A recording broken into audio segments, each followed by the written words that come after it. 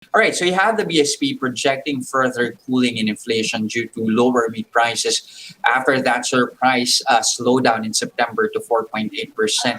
How likely is that to happen, especially when you juxtapose that to global crude prices already on the rise?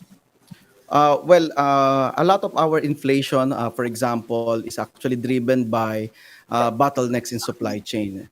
And so, therefore, we are seeing now the result of realignment of the supply chain, especially in the food sector.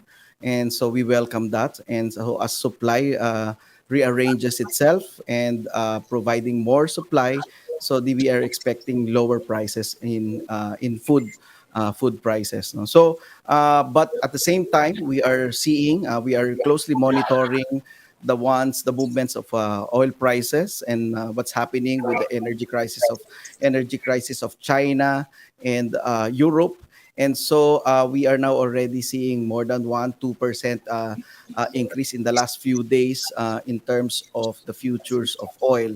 And so that might actually bring additional pressure for an increase in inflation. But I think it's too premature to call it that our inflation will actually return to increased levels again. No? So we are more welcoming of the news that supply chains are rearranging, and that's a huge part of our inflation or our basket of goods under the Mhm. consumer price So, index. would you say that cooling of inflation that we saw in September is not really a surprise or a blip? Do you see this as a start of a trend?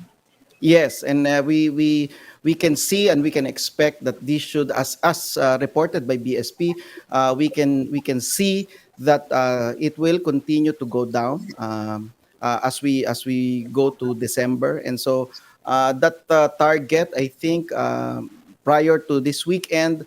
I think that's around 4.3% Mhm. on the full year average of our Mhm. inflation. So that's still Mhm. higher, 0.3% higher than the target of BSP of 2 to 4%.